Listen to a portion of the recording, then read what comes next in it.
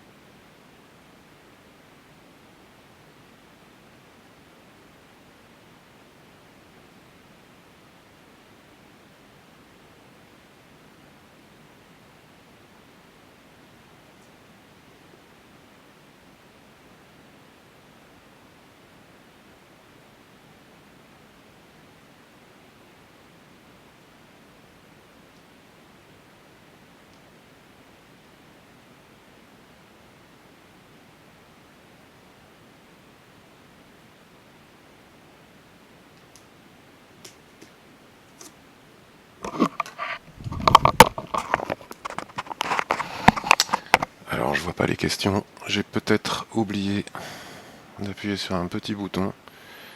14. Ah voilà, ça y est. Je vois vos questions, c'est parfait. Il est 15h59. J'attends qu'il soit 16 heures précises. Bonjour de la part de tout le monde. Bonjour, je vois. Bonjour visiteur. Bonjour Vincent. Bonjour Pégase. Bonjour Benoît, Gilles, le doc, Totof, Rétala, Thomas. Je vais commencer dans une petite minute. Donc alors je vais juste jouer, je vais juste publier, appuyer sur une question pour voir si ça fonctionne. Tac, si je fais ça, publishing. Voilà, très bien. Parfait. Et si je clique sur celle-ci, par exemple, alors s'il ne faut pas se tromper, c'est celles qui sont en bas. publishing.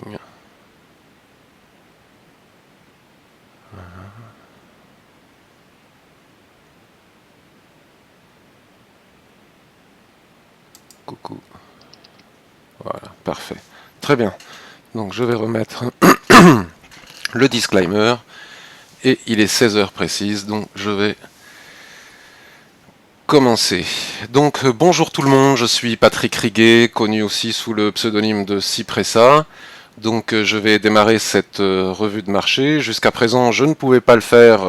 Alors j'étais un peu contrarié parce que j'avais des soucis d'internet, de câbles, de fibres, etc. Enfin, j'avais pas assez de bande passante pour pouvoir le faire. Donc là, je touche du bois, je croise les doigts, de façon à ce que ça fonctionne pendant que vous lisez le disclaimer, les avertissements sur les risques du trading.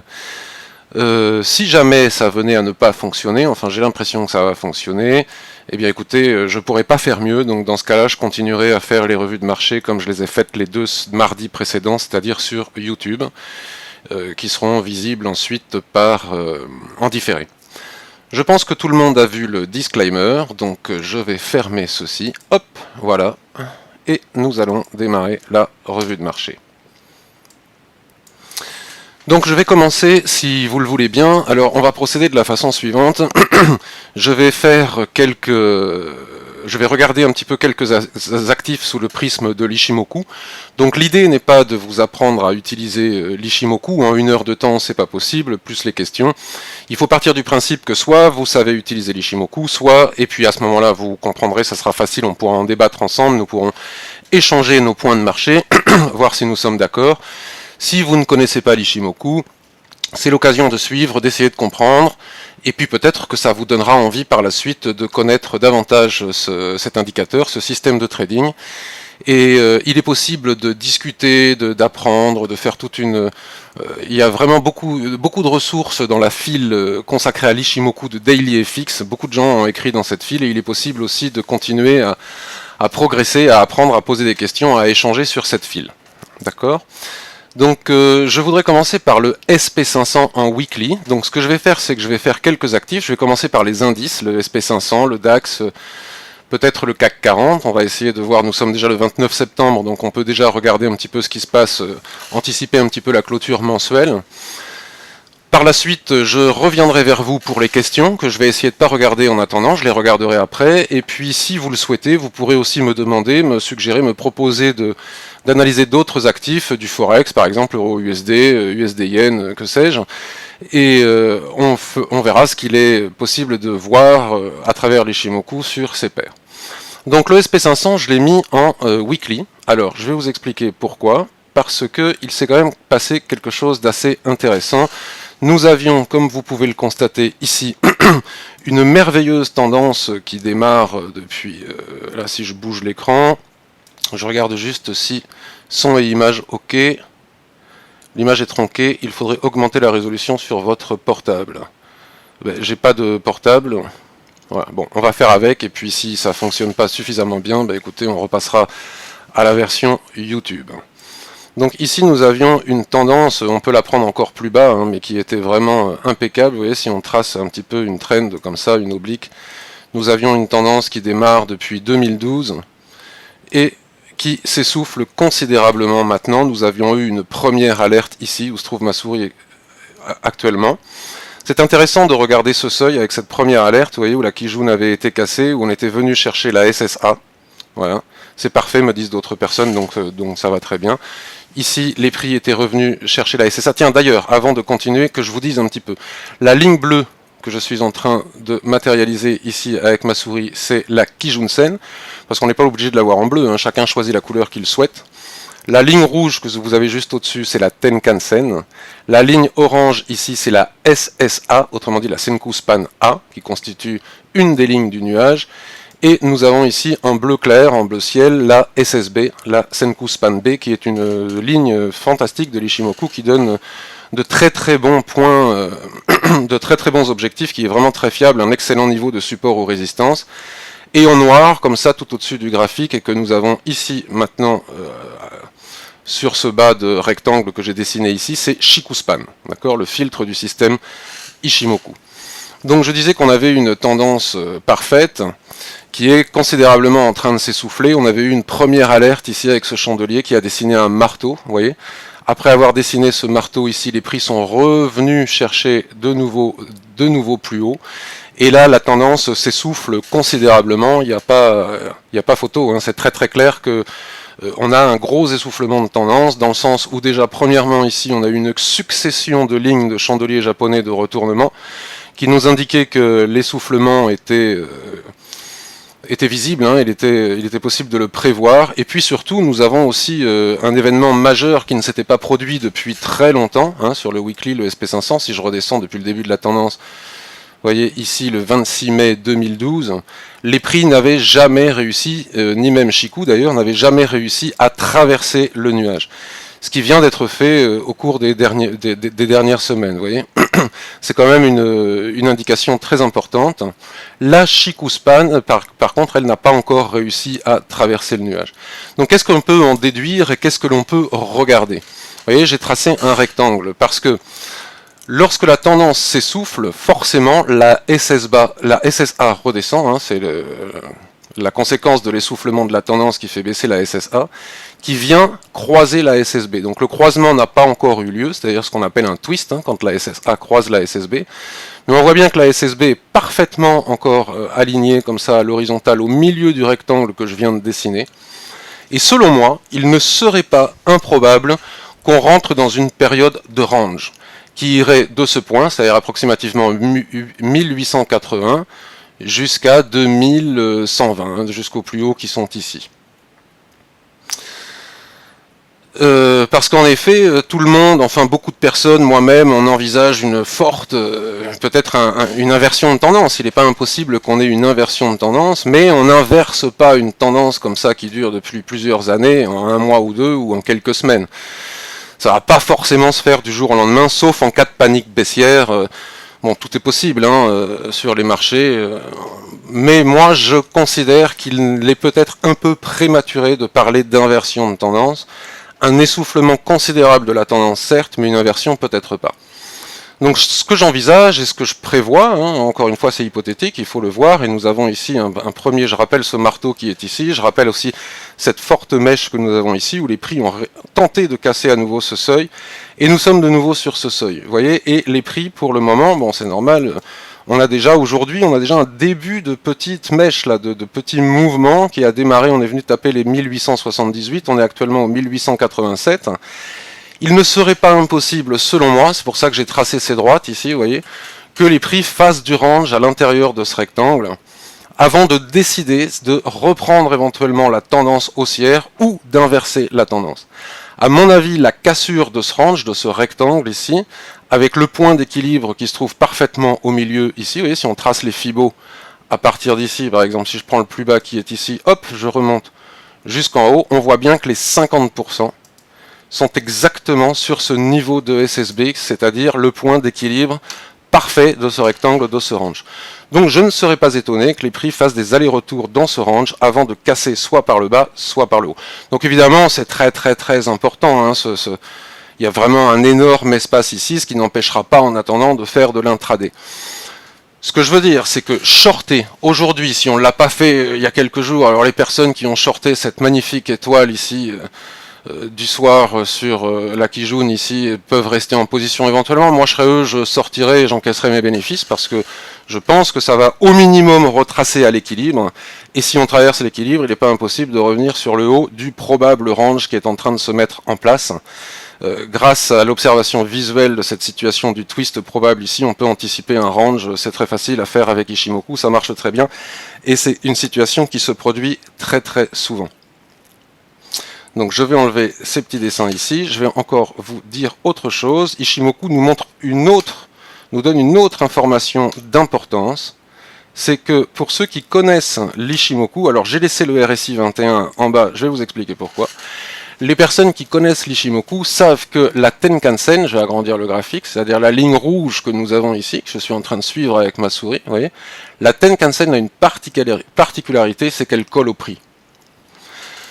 Donc lorsque les prix s'éloignent trop violemment suite à un fort mouvement baissier comme celui-ci, ou haussier quand c'est haussier, mais là en l'occurrence c'est baissier, lorsque les prix s'éloignent trop violemment de la Tenkan-sen et que la Tenkan-sen n'arrive pas à suivre, c'est une claire situation de survente.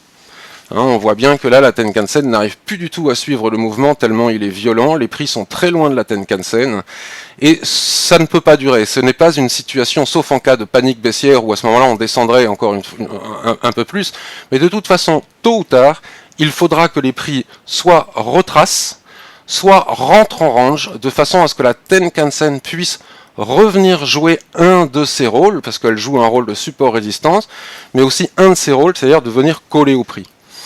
Tant qu'elle ne recolle pas au prix, je pense qu'il est imprudent de vendre sur ces niveaux-là. C'est mon point de vue, après on n'est pas obligé de le partager. Je dirais même plus qu'il n'est pas forcément idiot d'envisager peut-être, je dirais même, un achat sur ce niveau. Voilà, alors pas forcément aujourd'hui, on va attendre la clôture hebdomadaire, attendre la clôture mensuelle, on pourra voir la semaine prochaine. Il n'est pas forcément idiot de commencer à préparer un plan de trading pour peut-être envisager d'acheter ce niveau, pour viser la zone d'équilibre ici aux alentours des 1977, avant qu'éventuellement les prix redescendent ou qu'ils traversent la zone d'équilibre pour remonter en haut du range. En tout cas, je ne pense pas qu'il soit prudent de vendre maintenant. Maintenant, si on bascule, bon, je fais un peu long avec le SP500, mais une fois qu'on aura compris le SP500, ce sera plus facile d'analyser les autres indices. Je viens de basculer l'écran en mensuel. Donc je vous parlais du RSI 21, donc il y a beaucoup de choses à voir. Je ne l'utilise pas forcément souvent, le RSI 21, mais je le mets de temps en temps. Ce qui est intéressant avec le RSI 21, je ne vais pas vous raconter comment ça marche, mais c'est la zone de neutralité. La zone de neutralité du RSI 21 est un important niveau de support ou résistance. Donc là ici en l'occurrence de support. Et vous voyez, depuis, donc je disais, depuis 2011, on a une tendance comme ça, vous voyez, totalement haussière. Ici, on a un début de divergence. Ici, on a carrément une divergence. Et la divergence ne serait validée qu'à la condition que le RSI 21 casse sa zone de neutralité. Tant qu'il ne casse pas sa zone de neutralité, il est possible d'avoir un rebond sur ce seuil, vous voyez, pour reprendre le mouvement haussier. Donc c'est pour ça que je pense que pour toutes ces raisons, il est prématuré de vendre sur ces niveaux. Voilà, et voire même si on a vendu d'encaisser les bénéfices. On peut aussi constater qu'ici nous avons sur la gauche de l'écran un plat Tenkan qui est exactement au niveau sur lequel j'ai tracé le bas du range, là mon support avec cette ligne en pointillé. Donc les anciens plats en extension, si à partir d'un plat comme ça on trace une droite, ça nous donne un fort niveau de support, et un plat Tenkan sur du mensuel, c'est quand même un niveau assez fort et difficile à casser. D'autant plus qu'ici, vous voyez, les prix sont en train de venir chercher la Kijun qui très probablement va se coucher ici sur ce niveau pour nous donner un autre niveau de support. Donc je ne pense pas qu'il soit pertinent de vendre maintenant. Maintenant, je disais, si mon scénario de range se met en place, au moins pour joindre le niveau d'équilibre, représenté ici par la Tenkan, représenté par la SSB sur le weekly, et si jamais on devait acheter pour essayer d'atteindre ce niveau, alors à ce moment-là, peut-être que nous pourrions basculer sur le graphique daily. Et on voit déjà qu'ici, on a eu, regardez cette figure impressionnante, ce marteau inversé, cet avalement, voilà, cette étoile du matin ici sur le bas de l'hypothétique range que je suis en train de prévoir. Et ici et maintenant, on est en daily. Bon, ben là, c'est pas forcément flagrant pour le moment, mais est-ce que les prix vont dessiner ici un autre chandelier de retournement? Si c'est le cas, il ne serait peut-être pas stupide d'acheter en clôture de ce chandelier daily, ou demain, enfin on n'est pas pressé, ou comme je disais la semaine prochaine, mettre le stop sous la mèche basse, éventuellement sous la mèche basse ici. On adapte, alors même si le stop paraît énorme quand on fait du swing trading, parce que ça c'est pour faire un gros swing.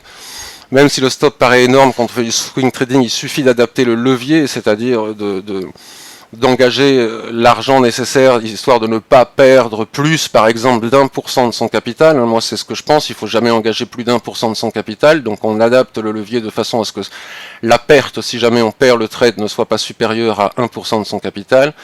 Nous pourrions acheter ce niveau pour éventuellement, en mettant le stop sous cette mèche basse qui est ici, et viser la zone d'équilibre que l'on a vue tout à l'heure. Bon, alors ça va pas se faire tout seul, hein, parce que vous voyez sur le daily, le nuage est baissier, il se met à l'horizontale, ce qui représente aussi un essoufflement de ce fort mouvement baissier que nous avions ici. Une autre possibilité, c'est d'attendre de casser un petit peu ce niveau, vous voyez, casser ce niveau pour éventuellement revenir acheter lorsque l'on aura cassé ici la zone d'équilibre pour pouvoir venir chercher des plus hauts. Enfin, tout ça pour dire que moi, je vois plutôt un achat sur ce seuil que des ventes.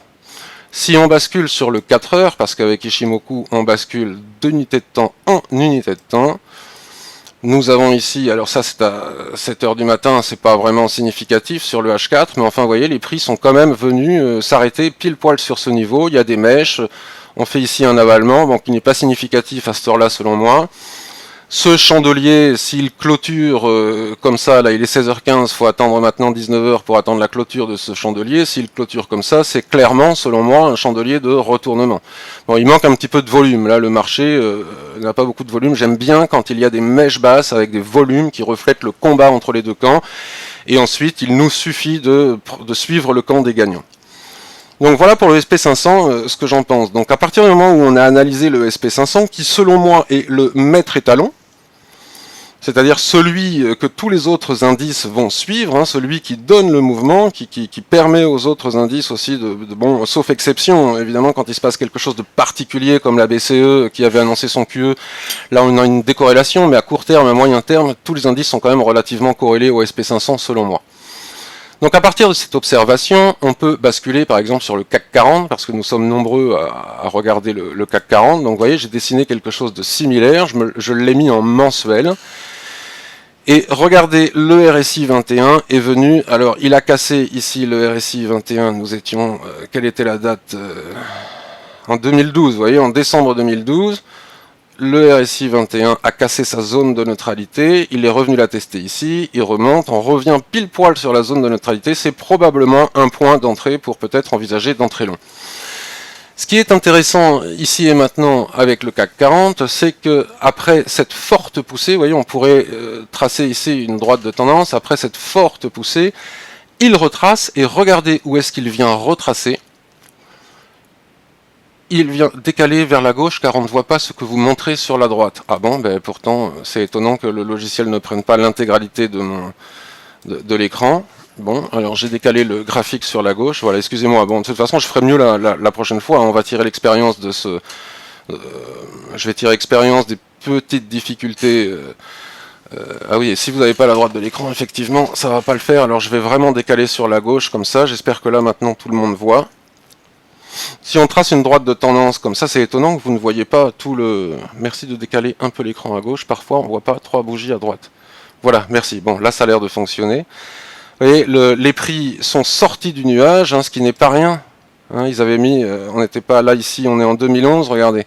Ils ont mis ici 1, 2, 3, 4, 5, 6 mois à partir du moment où ils sont arrivés ici en 2013, en octobre 2013, pour casser la SSB. Hein, quand je vous disais que la SSB sur le mensuel, les SSB sont des lignes qui représentent de forts niveaux de support et résistance. On est monté, on est venu chercher des niveaux ici, qui, totalement à gauche de l'écran, correspondent à ces plaques qui jaunes qu'on a ici, ou au plus haut des prix ici. Si on décale un peu plus, bon, on ne voit pas forcément beaucoup plus d'obstacles. Ici, avec ces chandeliers de retournement explicites, ils sont revenus retracer. Si on trace les Fibos depuis ici, on voit que le niveau de SSB ici correspond au 38,2 pardon, de retracement de Fibonacci, 0,382% de retracement de Fibonacci. Et regardez comme les prix ici n'arrivent pas à casser ce seuil. Un petit peu plus bas, si je décale ma ligne noire comme ça, juste sous la SSB ici, on a un support des prix au niveau des chandeliers de clôture ici. Donc de toute façon, tant qu'on n'a pas cassé ce niveau, je pense qu'il est prématuré à long terme hein, pour du swing trading de vendre le CAC 40.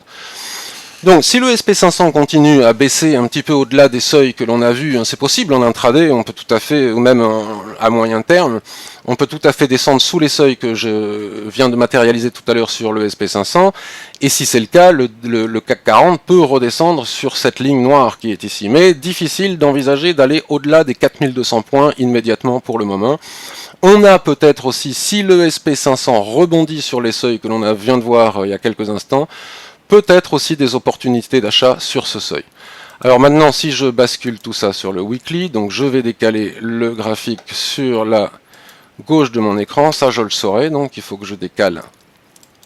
Alors j'essaye d'enlever l'ellipse qui est ici. Bon, bah écoutez, c'est pas grave si on n'y arrive pas. Vous voyez, c'est intéressant de voir que Shiku, comme ça, repasse sous la Tenkan, repasse sous le Plakijun qui est ici, va venir se frotter à ce niveau de support qui est ici à 4330, vous voyez, avec l'ASSA plate ici, l'ASSB plate ici, dans l'alignement d'une Kijun plate ici, et dans l'alignement d'une Tenkan plate ici. Donc là, à partir du moment où on voit une série de lignes de l'Ishimoku alignées les unes à côté des autres, on peut tracer une ligne qui va jouer un fort support. Et donc là, on a une indication intéressante. Tout à l'heure, on parlait du SP500 sur le long terme. Là, on peut parler du CAC 40 sur du moyen terme. On a ici une information intéressante, c'est que les prix n'arrivent, vous voyez, ils n'arrivent pas depuis, ils ont essayé ici, ils ont essayé, vous voyez, à plusieurs mèches, ils n'arrivent pas à franchir ce seuil. Donc si ce seuil était cassé, à mon avis, ça ne peut arriver que si le SP500 casse le seuil que l'on vient de voir tout à l'heure. Si le CAC 40 casse les 4330, on va dire, quelque chose comme ça, il faut se méfier qu'ils ne viennent pas faire des mèches, hein, il faut bien attendre la clôture avant d'entrer en position, parce que sinon on n'est pas à l'abri d'une nouvelle mèche qui descende jusqu'ici et qui nous sorte finalement en clôture hebdomadaire. Si le CAC 40 en clôture hebdomadaire casse ce seuil, il est selon moi relativement probable qu'on vienne chercher le seuil suivant, vous voyez ici, on l'a tracé sur le mensuel, qui est un autre alignement de SSB ici, aligné à une Kijun plate ici, aligné à une Tenkan plate ici. Donc on a éventuellement un trade à faire, mais seulement et uniquement en clôture hebdomadaire, à condition que l'on clôture vraiment de façon hebdomadaire sous ce seuil. Il faut faire attention à la clôture mensuelle aussi, parce que nous sommes le 29, et à condition que le SP500 casse aussi le seuil que nous avons vu tout à l'heure, la possibilité de redescendre ici, chercher les 4200 points. Voilà. Bon, si on bascule maintenant sur du daily, on va voir ce que ça donne sur le daily. On voit bien qu'on est en train de travailler un support important. On voit bien ce que on était en train de voir. Ah oui, pardon, il faut que je décale sur la gauche. Sinon, plus personne ne va rien voir de ce que je raconte. Donc ici, nous avons un chandelier très baissier, vous voyez, mais pour autant, on n'arrive pas véritablement à casser ce seuil. Donc on peut affiner le support au niveau de la clôture du corps des chandeliers. Il n'est pas impossible ici qu'on soit, à l'instar du SP500, en train de dessiner un chandelier de retournement qui demande confirmation, hein, parce que si c'est un marteau ou quelque chose qui y ressemble, il y a besoin d'une confirmation. Pour éventuellement repartir à la hausse comme nous l'avons vu tout à l'heure. Par contre, si jamais on casse ce seuil qui n'a pas été cassé en journalier non plus, il est possible d'envisager de vendre pour venir chercher ce seuil. Alors si on voulait anticiper tout ça, mais là je pense qu'à 2 jours de la clôture mensuelle et de la clôture hebdomadaire, c'est vraiment prématuré que de le faire et peut-être imprudent. Il faudrait basculer sur le H4, et vous voyez, en H4, on n'arrive pas non plus à casser ce seuil. Si ce seuil casse, on a à nouveau le seuil suivant, ici, sans aucun obstacle de l'Ishimoku, vous voyez, ni pour Shiku, ni pour les prix, pour venir chercher ce seuil. Voilà un petit peu pour le CAC 40. Je me rappelle plus, oui, on a regardé le mensuel. Alors maintenant, beaucoup d'entre nous aimons trader le DAX. Alors à mon avis, ça va être sensiblement la même chose, le DAX. Alors on va commencer par le mensuel, puisque nous sommes le 29. Voilà, je décale, j'espère que je ne vais pas trop vite, hein. De toute façon, je vais tenir compte de vos remarques. Voilà, j'essaye de préparer l'écran. Moi j'ai toujours un message en bas à gauche de mon écran qui me dit Perfect Streaming, donc c'est pas mal, ça veut dire que ça devrait fonctionner assez bien. Alors, le DAX sur le mensuel, donc écoutez, on a clairement ici une information intéressante. On avait ici cette ligne de tendance, et on est venu chercher des plus hauts qui sont ici à 12 013 points. Et là, les prix se sont à partir de ce niveau, et suite à cette, on peut presque parler d'avalement ici, ou de grosse couverture en nuage noir, les prix sont venus, pareil que pour le CAC, venus traverser ici la Tenkan, le Plakijun qui est ici, ce niveau de Plakijun qui est ici. Ils ont cassé cette oblique et ils viennent s'arrêter un petit peu comme tous les autres indices sur cette ligne en pointillé que j'ai dessinée ici, qui n'est rien d'autre qu'un support des prix, hein. On voit bien ici que les prix n'arrivent pas à franchir ce seuil. Donc c'est la raison aussi pour laquelle je vois sur Internet, Twitter, etc., des gens qui ont peut-être raison, mais qui envisagent de vendre pour du swing ou comme ça ce niveau sur le DAX. Hein. Moi je pense, comme pour le CAC 40 et pour le SP500, que peut-être que l'on pourra vendre ce niveau, mais que c'est prématuré. De toute façon, Chikou doit traverser les prix, vous voyez, même si elle a un peu d'espace ici pour venir chercher ce plat Kijun qui est ici à 8425, donc ça fait quand même beaucoup. Mais pour le moment, c'est prématuré, et je pense qu'il est vraiment nécessaire d'attendre, de casser ce seuil pour pouvoir envisager d'aller plus bas, au minimum, j'ai dit 4825, 8511, mais on a aussi des seuils ici, le plat SSA qui se trouve ici à 8875, on va dire 8900, et puis ensuite on a ici 8683. Mais ce qui est intéressant, plutôt que de vouloir gagner beaucoup d'argent sur un gros mouvement et d'anticiper des choses dont on ne sait pas si elles vont se produire, c'est qu'à partir d'un graphique comme celui-ci, on peut commencer à tracer des lignes pour construire un plan de trading. Alors cette ligne en pointillé, on va la descendre vraiment sur le plat Tenkan qui est ici, vous voyez, où les prix n'arrivent pas à franchir. Ensuite, on va prendre la ligne, on va la décaler sur le plat SSA qui est juste ici. Ensuite, on reprend notre ligne, on en trace une autre, on la décale sur le plat SSB qui est ici. Et on peut même continuer jusqu'à la mèche basse que nous avions ici. Vous voyez, ici on a une résistance, une ancienne résistance qui maintenant fait support, où sont venus se fracasser les prix pour faire ce magnifique marteau qui a relancé jusqu'au plus haut ici. Et donc ici, nous avons de superbes seuils de moyen terme à trader. Parce que maintenant, si on bascule, c'est comme ça aussi qu'on peut utiliser l'Ishimoku. On ne l'utilise pas que comme ça, mais on peut aussi l'utiliser comme ça. Parce que maintenant, si toutes ces lignes que l'on a tracées sur le mensuel, on les reporte sur le graphique hebdomadaire, nous avons des informations intéressantes. Nous avons Chikou qui a réussi à casser la ligne de tendance. Bon, il faudrait la réaffiner, il faudrait essayer de mieux la tracer sur le weekly, mais ça, on le fera plus tard. On voit ici qu'ils sont en train de travailler le plat SSA qui est ici, et qui est aligné à la gauche de l'écran. Là, à la gauche de l'écran, je pense que tout le monde voit, au niveau des 9475, niveau sur lequel on se trouve actuellement, les prix sont en train de travailler cet alignement de lignes de l'Ishimoku, qui constitue un niveau de support important. Donc on va décaler aussi une ligne là. Par prudence, on peut voir ici que si jamais les prix viennent casser ce niveau, il est peut-être utile d'attendre que Chikou réussisse elle-même à casser ce niveau, mais enfin si on fait un petit peu de range ou si on tarde un petit peu à casser ce niveau, il n'est pas impossible que Chikou se décale, et regardez ici, elle a un espace pour venir chercher encore une fois cet alignement ici à gauche de l'écran de SSA, de Tenkan, de Kijun et de SSB. Donc là on a vraiment des seuils, voilà, il ne faut pas oublier ce plat qui est ici, vous voyez, on va essayer de le matérialiser aussi par une ligne qui est alignée aussi à un morceau, à un angle comme ça de SSA. Les angles comme ça de Tenkan SSA, même si ce ne sont pas des plats, sont des zones difficiles à passer. Et on continue notre petit travail, on bascule maintenant sur le daily. Voilà, ça fait déjà une demi-heure que je parle, il va falloir que je me dépêche un petit peu. Voilà, ce que j'essaye toujours d'expliquer. Voilà. Donc on a cassé ici, c'est pas compliqué, regardez, on a cassé la droite de tendance, on est revenu tester, on a fait un retracement de 50%, parce que le Kijun plat qui est ici représente 50% de retracement Fibonacci depuis le haut, comme ça on est venu se fracasser sur ce seuil, et regardez ici en daily, comme les prix aujourd'hui n'arrivent pas à franchir ce seuil, même s'ils font des mèches en dessous. Ici aussi, il n'est pas impossible qu'on ait des seuils de retournement, des chandeliers pour repartir chercher à la hausse, au moins retester cette droite de tendance. Enfin, on a vu quels étaient les objectifs. Et à la baisse, donc ça nous permet de préparer un plan de trading pour la semaine prochaine. C'est-à-dire qu'on a à la fois un plan de trading haussier sur les indices, et on a aussi un plan de trading baissier. Si jamais on vient à casser ce seuil de 9465 qu'on a matérialisé ici, il me semble, on va vérifier ça ensuite sur le H4, que le prochain seuil que l'on peut atteindre, c'est 9200, vous voyez. Donc on a quand même presque 250 pips à prendre ici, point, c'est quand même pas rien. Il suffit d'attendre, on a notre plan de trading en tête, en poche, on l'a dessiné, on le garde, on crée une disposition sur les graphiques, et puis il suffit d'attendre que le signal soit clair et se produise, aucune raison d'anticiper ce qui n'a pas encore été cassé, pas de précipitation, d'autant plus que ce que je vous disais sur le SP500 tout à l'heure, j'ai pas regardé sur le CAC, j'ai pas regardé sur le DAX, quand j'ai fait ma petite analyse, mais c'est une erreur de ma part, j'aurais dû le faire aussi, mais je le vois sur le daily. Tenkan qui habituellement colle les prix, regarde ce que je vous disais, vous voyez, la Tenkan elle colle au prix. Lorsque les prix s'éloignent violemment de la Tenkan, regardez, les prix s'éloignent violemment de la Tenkan, c'est une situation qui n'est pas durable.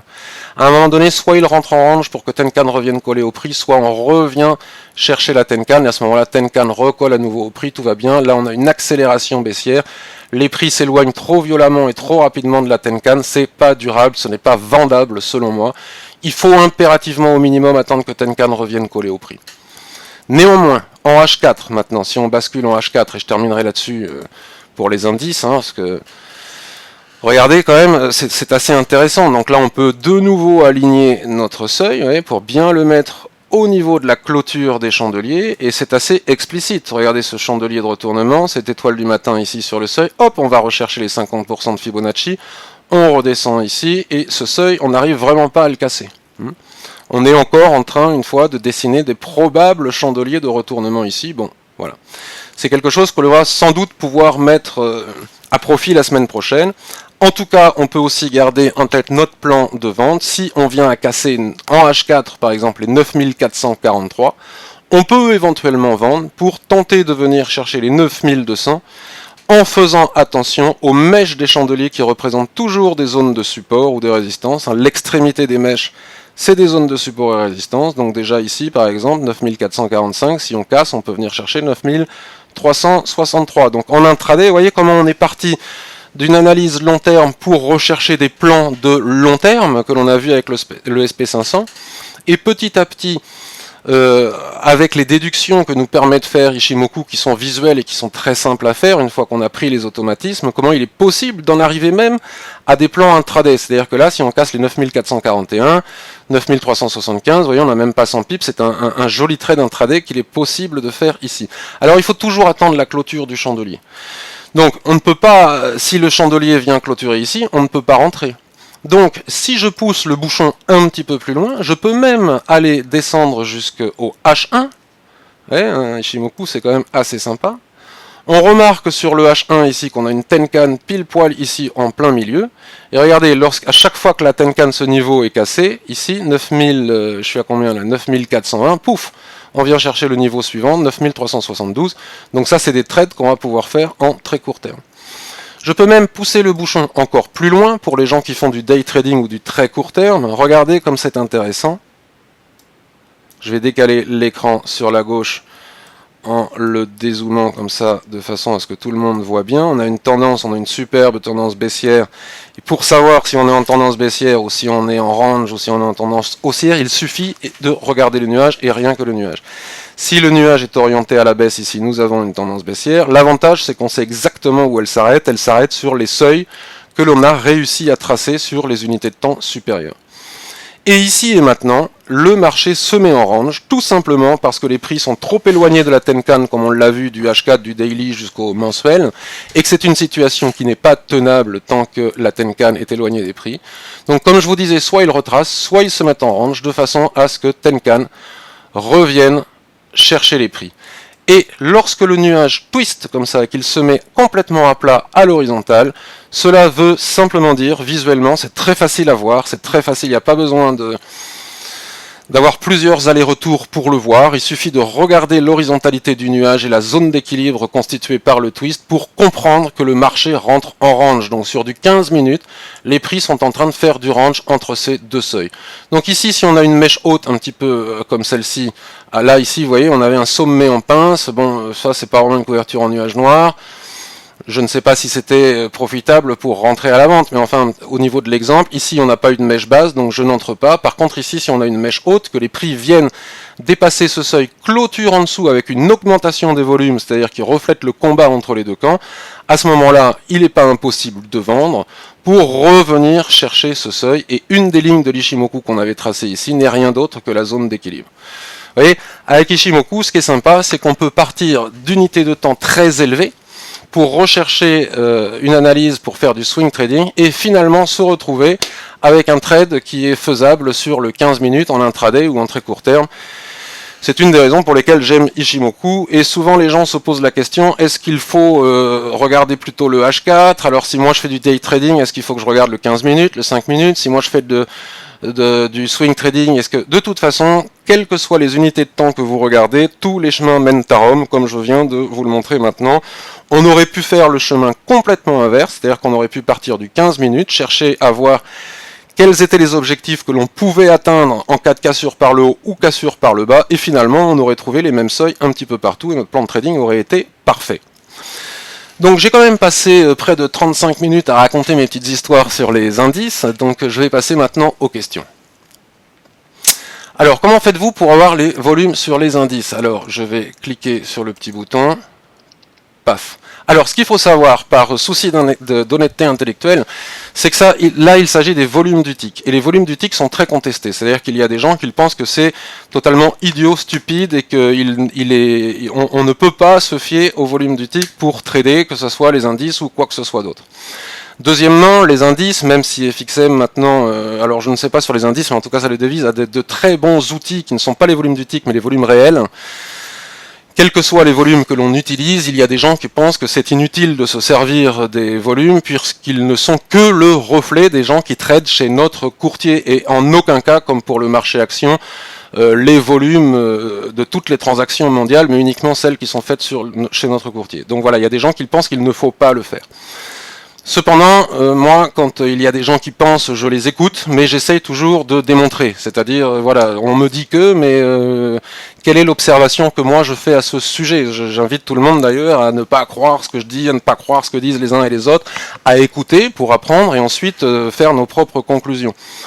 Donc les volumes du tick fonctionnent très très bien selon moi pour trader aussi lorsque l'on est sur support résistance, ou lorsque l'on est dans un range. Ils sont, je ne vais pas recommencer ma petite histoire, tout le monde la connaît. Si on a une mèche haute ici avec une augmentation de volume, cela signifie qu'il y a un réel combat entre les deux camps, c'est-à-dire que toute la montée du range, comme ça, pendant toute la montée du range, il n'y a pas de vendeurs, et lorsque l'on arrive en haut du range, comme ça, les acheteurs qui essayent d'enfoncer la résistance, puisque si on casse la borne haute d'un range, on va chercher des objectifs encore plus hauts, et on ne gagne pas que le range, mais on peut aller chercher plus haut, disent aux vendeurs, si vous voulez que je vous rende la main, et que vous voulez à votre tour prendre le retour sur la borne basse du range, montrez-moi vos muscles, et à ce moment-là, je vous laisserai la main. Donc c'est la raison pour laquelle, lorsque l'on fait une mèche, comme ça, les prix dépassent le range, les vendeurs rentrent en position massivement pour essayer de repousser les acheteurs de façon à eux aussi prendre leur part du gâteau à l'intérieur du range. Et nous, traders particuliers, il suffit de suivre le camp des gagnants. C'est-à-dire que si avec de forts volumes, on casse ici, on a très probablement un signal d'achat, donc on attend éventuellement le pullback et on entre en étant allé chercher des objectifs sur les unités de temps inférieures.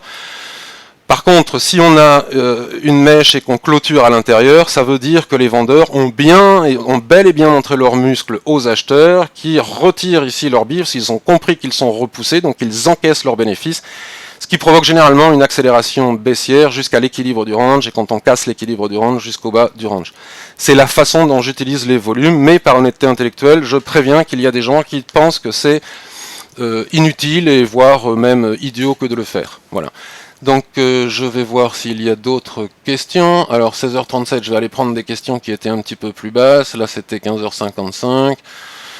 Alors on va pas avoir le temps de faire les autres paires, c'est dommage. 15h, 16h, bonjour, bonjour.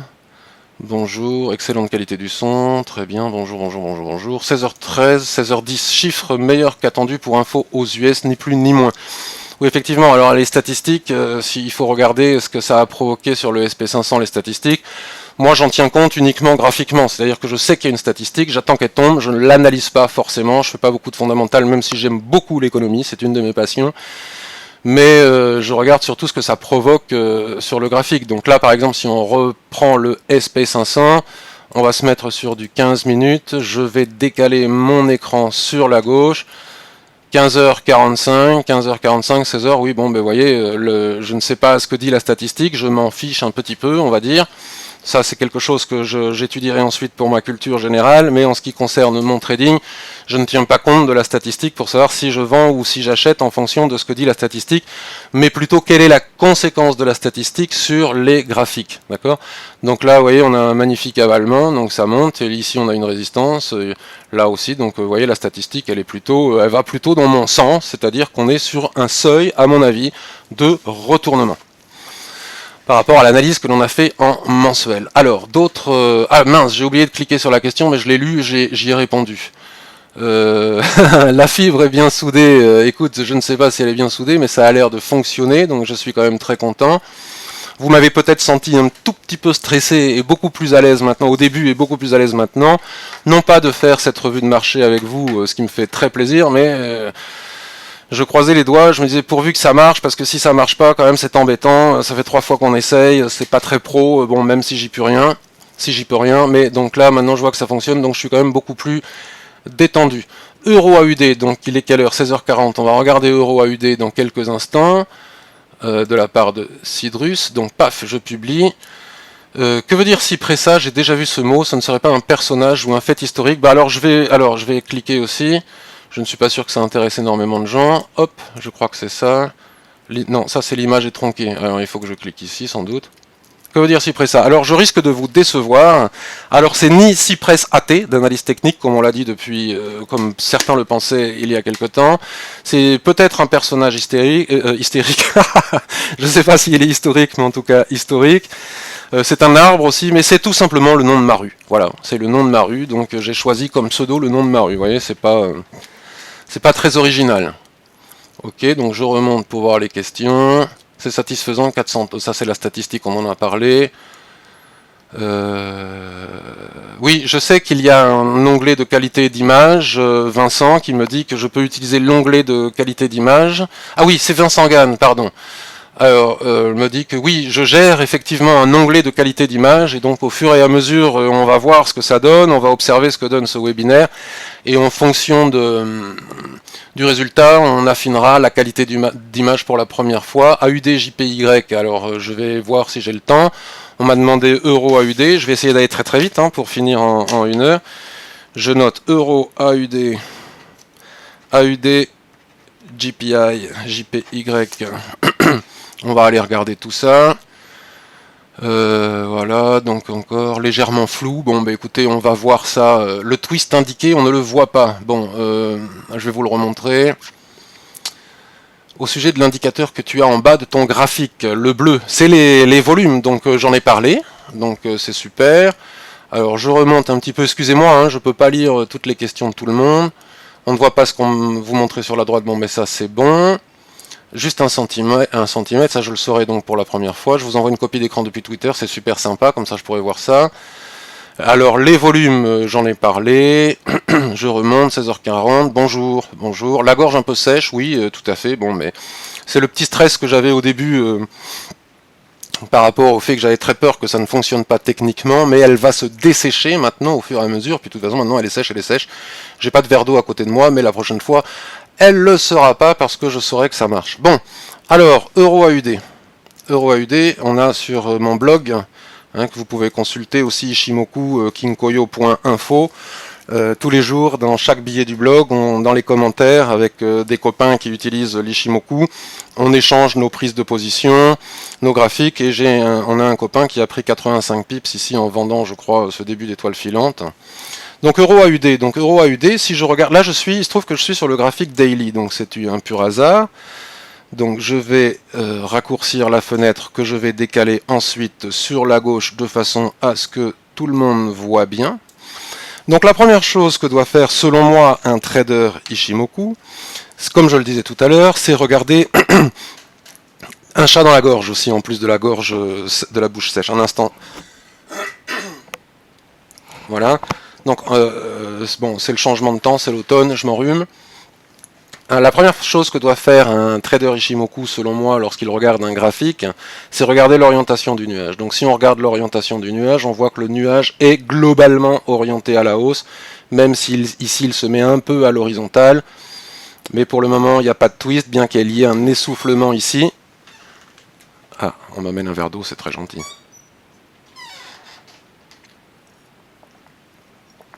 Maintenant, vous m'entendez déglutir, c'est vraiment très professionnel tout ça. Mais bon, c'est pas vraiment l'important, c'est les graphiques. Donc on pourrait tracer ici une droite de tendance haussière, et pour moi, selon moi, l'euro AUD sur le graphique daily reste haussier. On peut l'enfermer dans un range comme ça, qui selon moi serait aussi une sorte de drapeau. Vous voyez, on a le mât à gauche de l'écran. Voilà. La Kijun semble parfaitement bien soutenir les prix, elle n'a pas été cassée. Ce qui compte, c'est pas la Kijun orientée ici, hein, c'est le plat Kijun qui est ici. À partir de ce plat Kijun, si je trace une ligne, voilà, je vais pas assez vite parce que en fait, comme je veux bien expliquer, je prends trop de temps. Voilà, les prix n'ont pas franchi. Donc tant qu'on ne sort pas ici de ce seuil, donc là en très court terme, si on casse les 1,5590 immédiatement en dessous, ce qui est la base du mât qui est ici immédiatement en dessous, on a les 1,5461 pour du court terme, vous voyez, pour de l'intraday. Si ça casse ici par exemple en 15 minutes, on peut venir chercher ce seuil qui est ici. Et là, en ce qui concerne les achats, bon, de toute façon on est dans le range, on est en haut du range. On n'a pas eu de mèche haute qui permettent de vendre pour éventuellement, parce que si on met ça sur du 1 heure, on verra le nuage Ishimoku, on va le voir tout à l'heure, qui est sans doute totalement à l'horizontale et qui twiste sans arrêt. Et pour acheter, il faut de toute façon impérativement attendre de casser les 1,6235. Donc si on casse les 1,6235, la question que l'on se pose, c'est pour aller où? Quel est l'objectif que l'on peut viser? Donc là, j'ai décalé violemment vers la gauche pour voir si j'avais un objectif. J'ai rien. Donc comme j'ai rien, je passe au graphique weekly. Voilà, il arrive. Donc je décale tout ça. C'est assez intéressant, hein. Regardez, on a cassé ici un seuil, hop, très important. Waouh, ce chandelier était quand même très impressionnant. Voilà, bon, mais finalement tout est rentré dans l'ordre. On a ce chandelier, ce Marubozu avec volume, là, comme ça, qui casse en force. Donc c'est un signal, selon moi, quand même relativement haussier. Là, les prix sont soutenus par la Tenkan et on voit bien qu'il faut sortir, encore une fois, du seuil que l'on a vu tout à l'heure pour essayer de viser des objectifs plus hauts, mais on n'a toujours pas d'informations sur l'hebdomadaire pour fixer un objectif. Alors, par contre, je reviens en arrière, mais alors du coup, je vais être super long. Il est aussi possible de faire comme je vais vous le montrer, il est aussi possible de tracer un canal et puis viser le haut du canal, hein, attendre que... Et ce qui est intéressant aussi, c'est que Kijun ici sur le weekly reste complètement plate, donc si on vient casser ce niveau, il est fort probable qu'on revienne chercher ce niveau de Kijun qui est ici, qui est resté plat, qui représente 50% de retracement de Fibonacci, et qui plus est dans l'alignement du plat SSB qui est ici. Donc c'est un niveau fort. Mais pour pouvoir l'atteindre, il faut attendre de casser le bas de ce rectangle que l'on a tracé ici. Maintenant, si ça sort par le haut, eh ben c'est pas compliqué, et les prix ne se sont pas arrêtés n'importe où au hasard. Regardez, l'Ishimoku, et je vous disais tout à l'heure, est un indicateur qui nous donne d'excellents niveaux pour atteindre des objectifs. Il suffit de tracer les plats SSB en extension. Donc ici, regardez, ici et maintenant, on a un mini plat SSB, mais sur du mensuel, c'est fort. Donc ce n'est pas pour rien que les prix n'arrivent pas à casser ce seuil, c'est tout simplement parce qu'ils n'arrivent pas à casser le plat SSB qui est ici. S'ils le cassent, c'est là où est allée la mèche la dernière fois, hop, ils viennent chercher le plat SSB suivant. Si ils le cassent, alors je regarde aussi à gauche du graphique, je vais étendre ma ligne ici, regardez la précision chirurgicale de l'Ishimoku. Et la mèche s'est arrêtée, encore j'ai mal tracé ma droite, il faut que je la décale vers le bas, parce que j'arrive pas à la tracer, voilà, il aurait fallu que je prenne l'outil ligne, mais je veux pas le prendre pour qu'on voit bien la SSB qui est à gauche. Bon, j'arrive pas à la tracer très droite, mais la mèche s'est arrêtée pile poil au pipe près sur ce plat SSB. Cette mèche ici s'est arrêtée pile poil sur ce plat SSB, et les prix actuellement s'arrêtent n'arrivent pas à franchir pile poil ce niveau de SSB. Le dernier niveau où s'est arrêtée la mèche haute ici est un niveau important parce qu'il est dans l'alignement d'une autre SSB qui est ici. Si ce seuil casse, eh bien on vient chercher le prochain niveau de SSB et ainsi de suite. C'est pas plus compliqué que ça. Donc à partir de là, on se remet en H4. Alors évidemment, là je l'ai pas fait, mais on doit aussi tracer les lignes de tendance. J'ai pas pris le temps de le faire. On doit aussi tracer les lignes de tendance.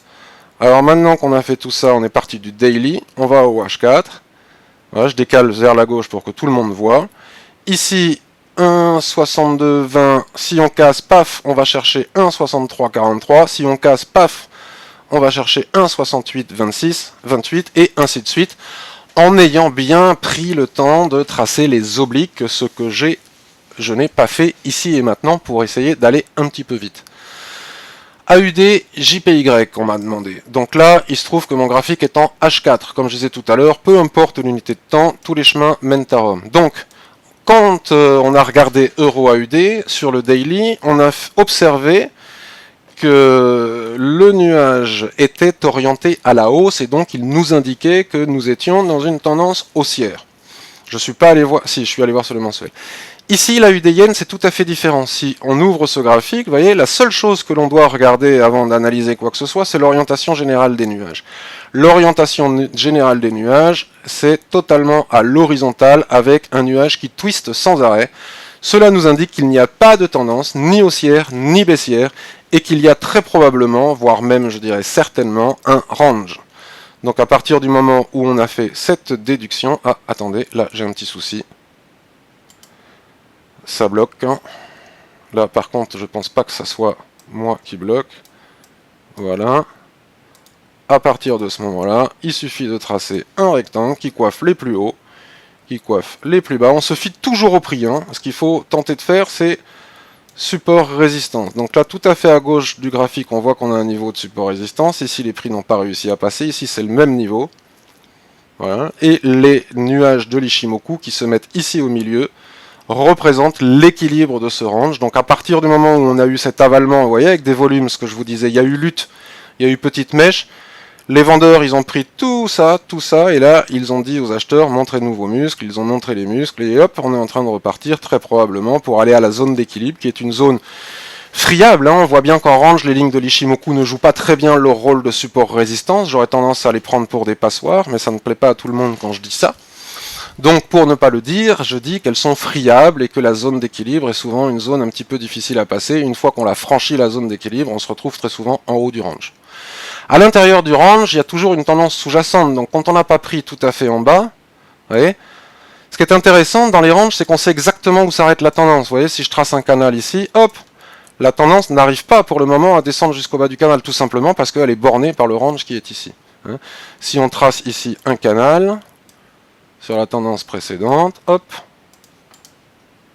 c'est sympathique, parce que si on prend au milieu, il faut vraiment se méfier de la zone d'équilibre, mais si on n'a pas pris en bas, comme j'aime le faire avec les ranges, on sait exactement où est-ce que ça va s'arrêter. Vous voyez, si on a pris la tendance en bas ici, hop, on arrive en haut du range, ici on a une magnifique étoile filante avec un maximum de volume associé en haut, une grosse mèche. À partir de ce moment-là, on retrace un petit peu, et hop, on se retrouve en bas du range. Creux en pince ici, et hop, c'est reparti. Voilà, donc là, si on n'a pas acheté ici, soit en anticipant sur les unités de temps inférieures, soit ici, en fixant le stop, maintenant, c'est pas le bon moment d'acheter la UD Yen pour éventuellement viser l'équilibre du range, puis ensuite la borne haute du range, puisqu'on est en train de travailler la borne haute de ce canal. Donc il faut que les prix réussissent à franchir, et ensuite il faudra que les prix et que Chikou aussi réussissent à franchir. C'est pour ça que quand on est dans un range, au milieu du gué, moi j'aime pas trop, j'aime bien l'acheter en bas ou le vendre en haut. Voilà, il faut que Shinku soit libre de tout obstacle, sauf en range, tout à fait comme le dit Denis. Alors, je vais prendre d'autres questions. Donc je vais redescendre un petit peu plus bas. C'est quoi le meilleur livre pour apprendre Ishimoku? Bah écoutez, moi, selon moi, le meilleur livre pour apprendre Ishimoku, si on parle de livre, c'est celui de monsieur Khalid Bouzidi. C'est parfait, me dit MF, merci beaucoup. La gorge est un peu sèche. Bah, il s'appelle le doc, le monsieur qui me dit bon, mais c'est super, hein. Il y a des professionnels qui... On sent le professionnel. Alors... Lorsque l'on a plusieurs... Alors je vais afficher cette question. Lorsqu'on a plusieurs plats de Kijun successifs, y en a-t-il un qui a plus d'importance que d'autres? Alors ça c'est une question à laquelle je ne peux pas répondre dans les 5 minutes qui me sont imparties, mais bon, j'aime pas laisser des réponses en suspens. Tous les plats Kijun ou autres sont importants, mais effectivement, plus un plat est long, plus a priori il est fort, et plus il est aligné à d'autres plats de l'Ishimoku, la Tenkan, la SSB, etc., plus c'est important aussi. En range, les plats Kijun n'ont pas une grande importance, parce que comme vous pouvez le voir ici, lorsque l'on est en range, les prix traversent toutes les lignes de l'Ishimoku. On fait ici une mèche, les acheteurs encaissent leurs bénéfices, laissent la main aux vendeurs, et regardez, on traverse toutes les lignes de l'Ishimoku. Donc lorsque l'on est en range, comme ça, c'est pas nécessaire d'aller tracer les plats SSB, plats Kijun, comme je l'ai fait au début de ce petit webinaire, parce que ça ne sert à rien, il faut attendre de sortir du range. Quand on est en range, des plats, vous allez en trouver tous les 2 cm, tous les 2 mm même, et ça va vous perturber selon moi. Donc il ne faut voir que le range, soit le trader, soit attendre d'en sortir. À partir du moment où on est devant un graphique avec des nuages orientés à la hausse ou à la baisse, donc clairement dans une tendance baissière ou haussière, à ce moment-là, et uniquement à ce moment-là, on peut monter dans les unités de temps supérieures pour tracer les plats, où on trouvera beaucoup plus d'espace pour trader entre les espaces que lorsque l'on est dans le range. Alors, pour moi, me dit, alors ça je vais l'afficher parce que quand même ça me fait plaisir, ça va me dessécher la gorge. Pour moi, qualité image et son 5 sur 5. Les visiteurs peuvent affiner l'image par onglet en bas à droite. D'accord, c'est ça que me disait Vincent. Donc en bas à droite de cette fenêtre, vous avez la possibilité d'affiner l'image. Donc a priori, c'est vous aussi, et non pas que moi, qui avez la possibilité d'affiner l'image, sans doute en appuyant sur Settings, Tools ou quelque chose dans ce genre.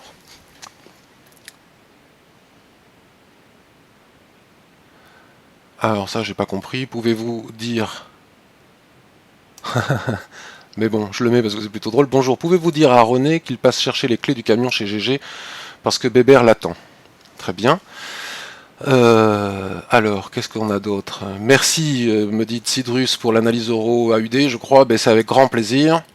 Voilà, la gorge sèche sans la vue. Concernant la prononciation, alors là, je ne sais pas. Concernant la prononciation, vous dites Ishi ou Ichi? Ishi ne veut-il pas dire le chiffre 1? Franchement, je ne sais pas. Je dis Ishimoku, peut-être que je le dis mal, mais je dis Ishimoku. Je ne suis pas japonais, je ne sais pas comment on prononce les japonais.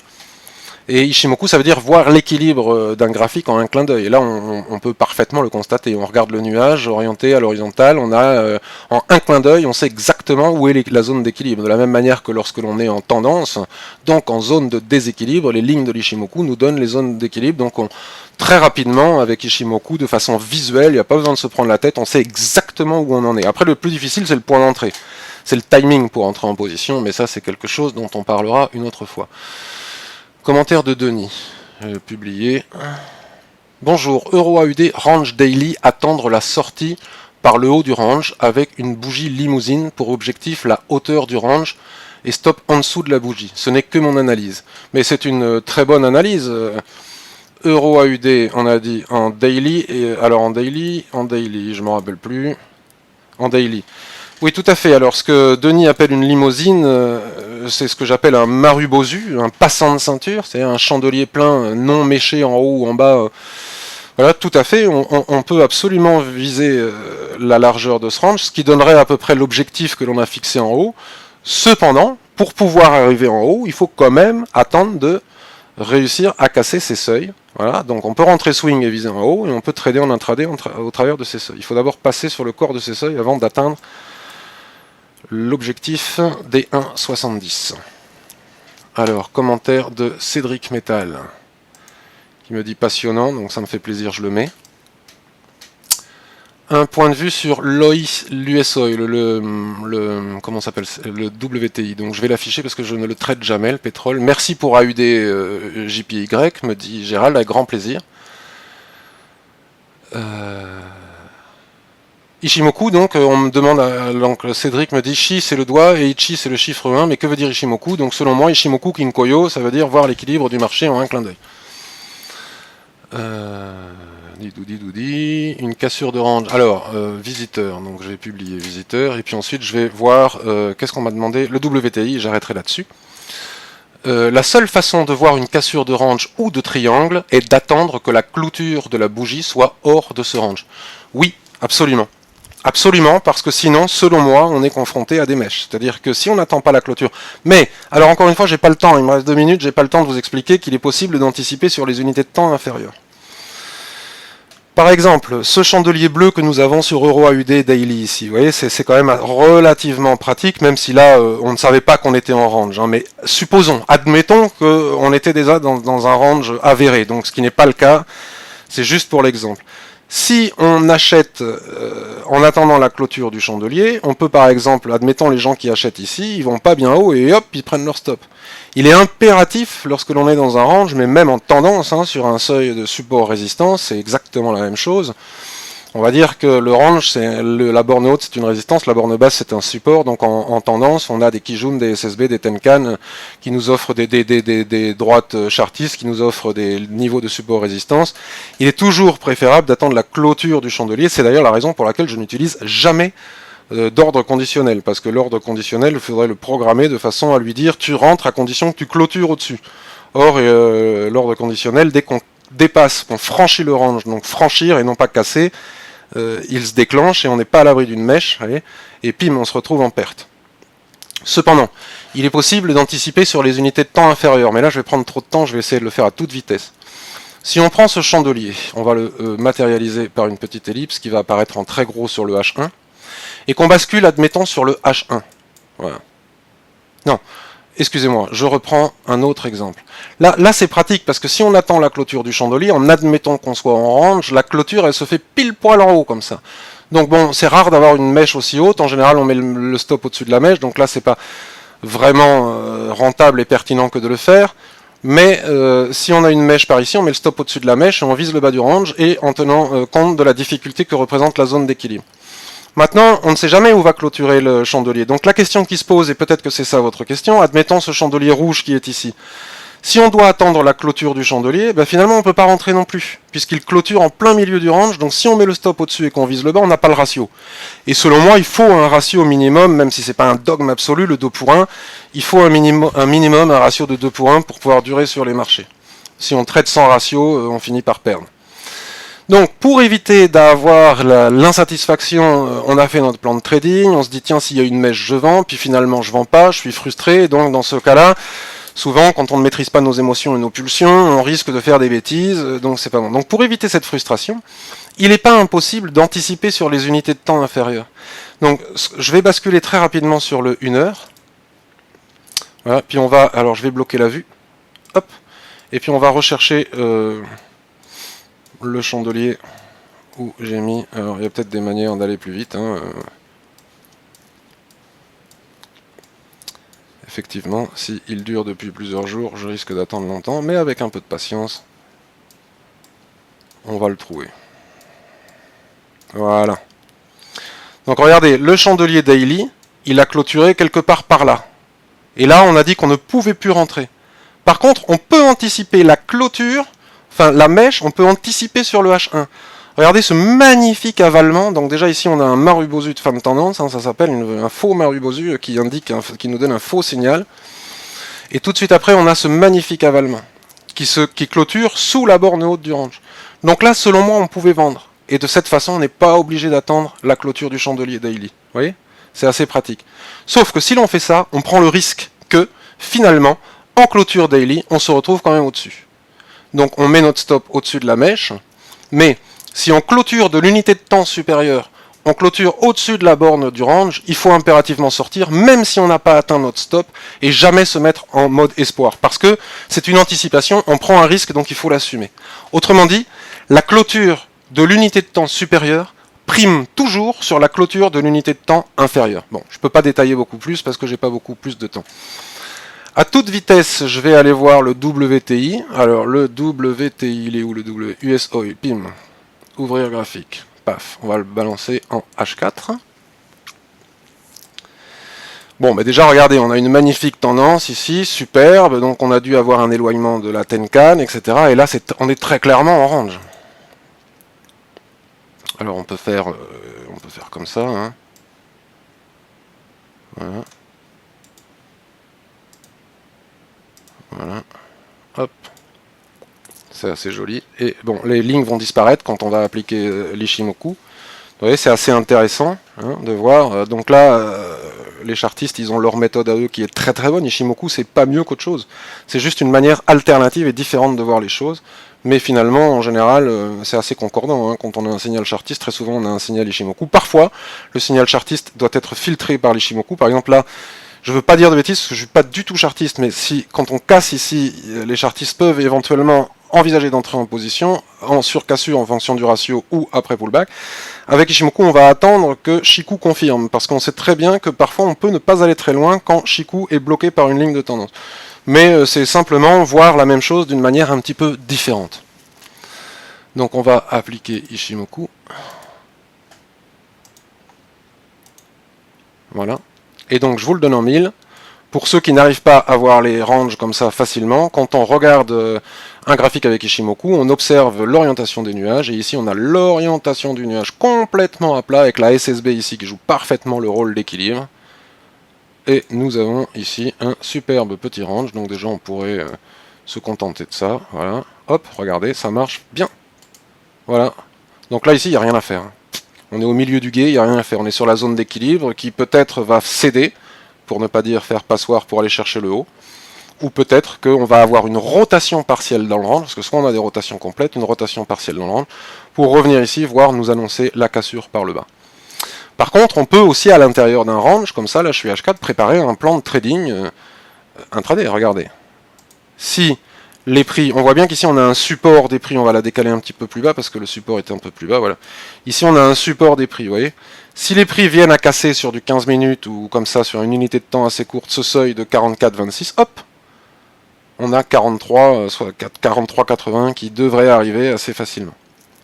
Okay. De la même manière que maintenant que l'on est dans le range, puisqu'on ne l'a pas pris en bas, si on trace la tendance sous-jacente à l'intérieur de ce range, et c'est là où je montrais la différence un petit peu chartiste Ishimoku pour dire la même chose, si les prix cassent ici cette ligne de tendance, on attend de passer au-dessus du nuage ici et toutes ces lignes de l'Ishimoku, pour éventuellement envisager d'acheter pour aller chercher le haut du range, d'accord, pour prendre une part du morceau. Mais c'est difficile, j'aime pas faire ça, parce que c'est quand même une zone de machine à laver, vous voyez, regardez le doji ici, qui a renvoyé rotation partielle, mais ça n'a pas cassé, c'est quand même difficile. Donc l'idée, c'est d'attendre que Shiku casse elle-même la ligne de tendance. Une fois qu'elle casse la ligne de tendance, on trace une ligne ici, et hop, on vient chercher ce morceau, ou après pullback, lorsque les prix et Shiku reviennent tester la droite de tendance, on rentre pour aller chercher ce niveau. Voilà, ben écoutez, il n'y a pas beaucoup d'autres questions, je vois. Je ne sais pas si ça a coupé automatiquement à 17h, je ne crois pas. Donc ce que je vais faire, c'est que je vais couper tout ça. Je vous remercie beaucoup. Je m'excuse un petit peu pour le petit stress que vous avez dû ressentir au début du webinaire, qui était lié à la crainte que j'avais que ça ne fonctionne pas, parce que ça fait déjà 2 fois que j'essaye, j'ai fait venir la fibre, etc. pour que ça marche, donc j'aurais été un petit peu frustré si ça n'avait pas fonctionné. Mais ça a fonctionné, je vais corriger pour la prochaine fois les petits soucis techniques. Je vous remercie de votre écoute, j'ai passé un très bon moment avec vous, et puis on peut se retrouver sur la file Ishimoku de DailyFX, sur Twitter, @cipressa, sur mon blog forum Ishimoku, où on est plein de copains, on est très nombreux, et de copines aussi, parce qu'on a même des copines dans notre communauté Ishimoku, où on partage nos graphiques, nos points de vue, nos points de marché. J'ai même un journal où j'annonce en temps réel mes trades, et j'affiche mon journal, voilà. Donc oui, ça sera à faire tous les... On me dit c'était bien à refaire. Normalement, ça devrait, si tout fonctionne bien techniquement, je devrais pouvoir faire ça tous les mardis à 16h. Voilà. Je vous souhaite une excellente journée. Et puis, selon moi, n'oubliez pas qu'il est peut-être un peu précipité d'envisager de vendre le DAX, le SP500, etc. en ce moment. Regardons, vous voyez, la zone que l'on a vue sur le mensuel, pour le moment, tient bien. Donc, attention. Vous voyez les mèches dont on parlait tout à l'heure. Voilà. Je vous souhaite une excellente journée. Au revoir. Ça va être mis sur YouTube aussi.